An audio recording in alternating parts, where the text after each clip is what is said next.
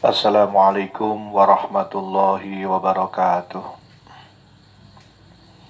Bismillahirrahmanirrahim. Alhamdulillahi rabbil alamin.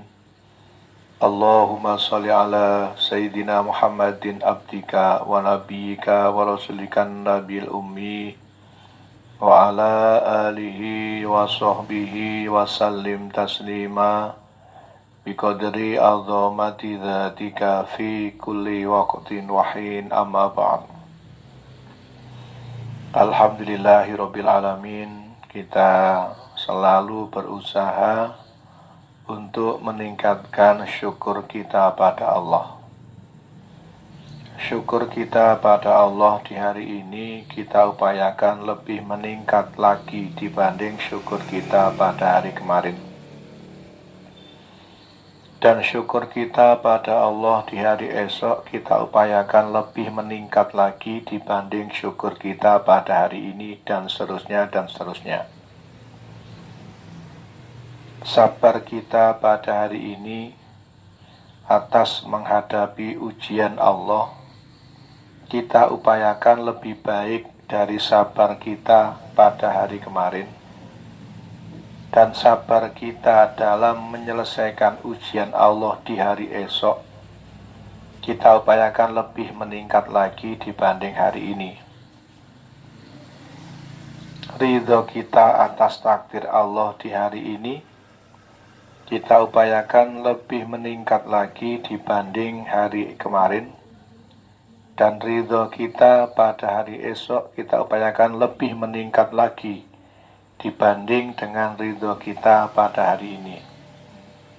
Jadi syukur, sabar, dan ridho atas takdirnya Allah kita upayakan selalu meningkat dalam setiap harinya. Kalau dalam setiap hari kita tidak mampu, maka kita upayakan meningkat dalam setiap minggunya. Kalau dalam setiap minggu kita masih juga belum mampu untuk meningkatkan syukur, sabar, dan ridho atas takdir Allah, maka kita upayakan dalam setiap bulannya ada peningkatan. Jamaah rahimakumullah wa ghafarakumullah. Dikarenakan nikmat yang Allah berikan selalu bertambah dan selalu meningkat, maka syukur kita pun juga diupayakan selalu meningkat.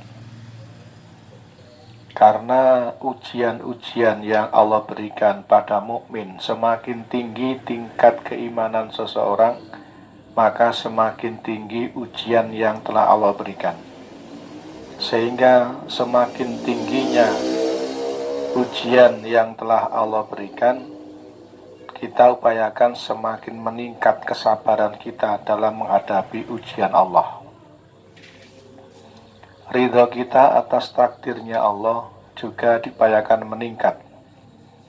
Jadi derajat tertinggi di sisi Allah itu diikuti dengan tingginya ujian atau cobaan yang Allah berikan padanya. Kita berusaha selalu meningkat syukur kita atas nikmat Allah, sabar kita dalam menghadapi ujiannya Allah, dan ridho kita atas takdirnya Allah. Mudah-mudahan selalu meningkat dalam setiap harinya atau minggunya dan seterusnya. Salawat serta salam mudah-mudahan tetap terlimpah curahkan pada junjungan Nabi besar Muhammad sallallahu alaihi wasallam.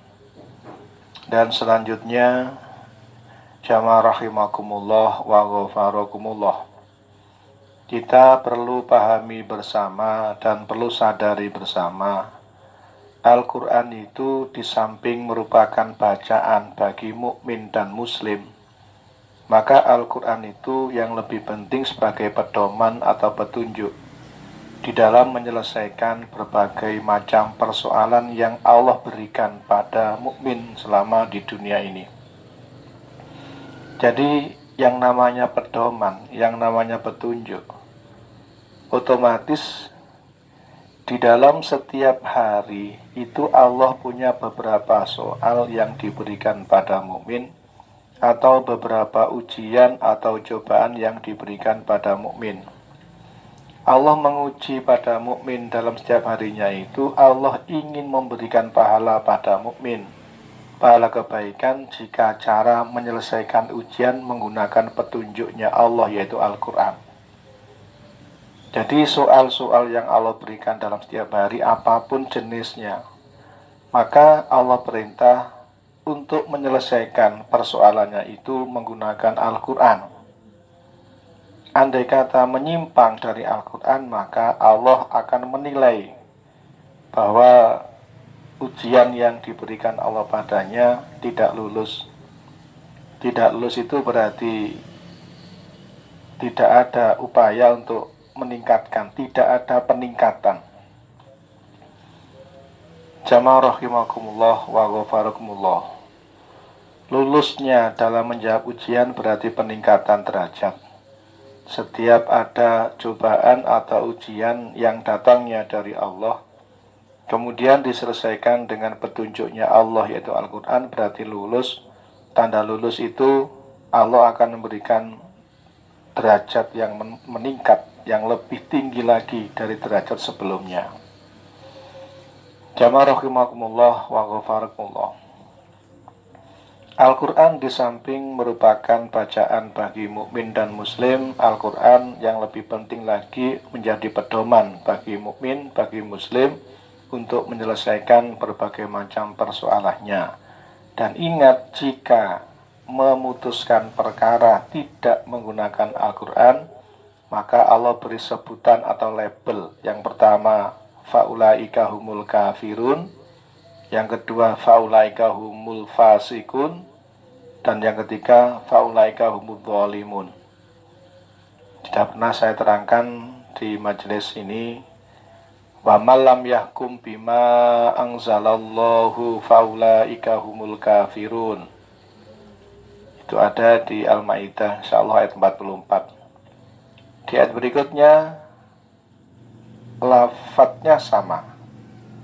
Wa malam yahkum bima anzalallahu faulaika humut dhalimun. Dan barang siapa yang tidak memutuskan perkara berdasar apa yang diturunkan Allah, yaitu Al-Quran, maka merekalah orang-orang zalim. Ayat berikutnya dengan lafadz yang sama, tapi sebutannya beda. Wa malam yahkum bima anzalallahu faulaika humul fasikun. Dan barang siapa yang tidak memutuskan perkara dengan apa yang diturunkan oleh Allah, yaitu Al-Quran, faulaika humul fasikun, maka merekalah orang-orang fasik. Baik kafir, zalim maupun fasik itu perbuatan yang tercela, perbuatan yang dilaknat oleh Allah. Oleh karena itu, jamaah rahimakumullah wa ghafarakumullah, kita belajar Al-Quran dari ayat ke ayat yang lain, dari ayat yang satu ke ayat yang lain. Setelah kita diberi paham oleh Allah, kita pakai untuk menyelesaikan berbagai persoalan yang kita hadapi. Dalam setiap hari banyak persoalan yang kita hadapi. Berhadapan dengan sesama manusia, lebih-lebih berhadapan dengan Tuhannya. Perintah Tuhan, perintah Allah dalam setiap hari, setiap saat itu banyak sekali yang dijelaskan dalam Al-Quran. Antara lain, Allah jelaskan dalam Al-Quran, innalladzina amanu wa amilus solihati lahum jannatun na'im. Sesungguhnya orang-orang yang beriman dan yang mengerjakan amal-amal soleh, bagi mereka surga-surga yang penuh kenikmatan. Jadi apa yang difirmankan Allah dalam Al-Quran ini sangat benar, dan benar sekali atau sangat benar. Maha benar Allah dengan segala firman-Nya. Jadi siapakah orang yang akan dimasukkan surga yang penuh dengan kenikmatan selama-lamanya? Allah jelaskan, innalladzina amanu. Inna, sungguhnya, alladzina, orang-orang yang amanu, mereka beriman. Jadi orang yang akan dimasukkan dalam surganya Allah yang penuh dengan kenikmatan selama-lamanya, yang pertama adalah orang-orang yang beriman. Beriman pada siapa? Beriman pada Allah. Apa tanda orang yang beriman pada Allah? Orang yang beriman pada Allah tandanya antara lain